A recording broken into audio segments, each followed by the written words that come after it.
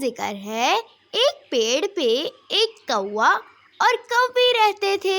ان کا ایک پیارا سا بچہ بھی تھا۔ وہ بہت ہنسی خوشی زندگی گزار رہے تھے۔ ایک دن انہوں نے دیکھا کہ ایک خطرناک سانپ ان کے پیڑ کی طرف آ رہا ہے۔ اس سانپ نے اسی درخت کے نیچے اپنا گھر بنا لیا۔ اجی سنتے ہیں یہ سانپ تو یہیں آ گیا ہے، اب ہمیں اپنے بچے کی حفاظت کرنی ہوگی۔ گھبراؤ نہیں بیگم، ہم اپنے بچے کی حفاظت کر سکتے ہیں۔ دونوں والدین اپنے بچے کو اکیلا چھوڑ کر کھانے کی تلاش میں نکل گئے۔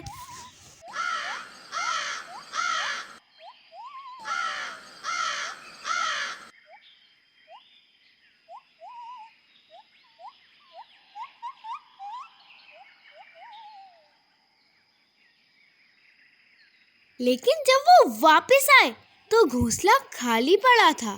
میرا بچہ کہاں چلا گیا؟ لگ رہا ہے اسے سانپ کھا گیا۔ اب ہمیں اس مسئلے کا کوئی حل نکالنا پڑے گا۔ کچھ عرصے بعد کوی نے پھر سے انڈے دیے۔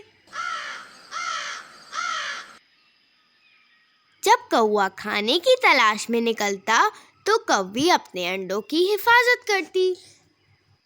کچھ عرصے بعد انڈوں میں سے بچے نکل آئے۔ ایک دن کوی درخت پہ اپنے بچوں کے ساتھ اکیلی تھی کہ سانپ نے حملہ کر دیا۔ کوی نے چلا کر کوے کو آوازیں دی۔ کوا کوی کی آواز سن کر سمجھ گیا کہ وہ خطرے میں ہے، تو وہ دوسرے کووں کو لے کر اپنے گھر کی طرف آیا۔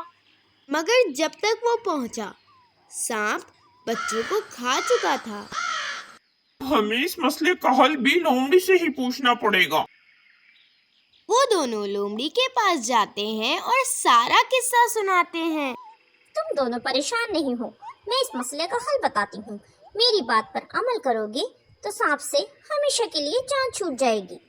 وہ دونوں لومڑی کی بات پر عمل کرنے کے لیے روانہ ہو جاتے ہیں۔ جب وہ دریا کے کنارے پہنچتے ہیں تو شہزادی اپنے دوستوں کے ساتھ پانی میں کھیل رہی ہوتی ہے اور اس کے زیورات ایک طرف رکھے ہوتے ہیں، بالکل ویسے ہی جیسے لومڑی نے بتایا تھا۔ سپاہی شہزادی کے زیورات کی حفاظت کر رہے تھے۔ کوے نے خاموشی سے شہزادی کے زیورات اپنی چونچ میں دبائے اور وہاں سے اڑ گیا، اور سپاہی نے اس کا پیچھا کرنا شروع کر دیا۔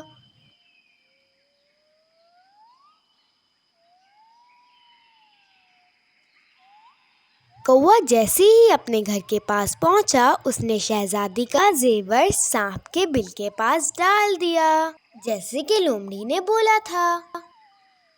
اور پھر وہی ہوا، جیسے ہی سانپ باہر آیا، سپاہیوں نے اسے مار دیا تاکہ وہ شہزادی کا زیور واپس لے جا سکیں، اور اس طرح لومڑی کے مشورے پر عمل کر کے کووں کی جان ہمیشہ کے لیے ظالم سانپ سے چھٹ گئی۔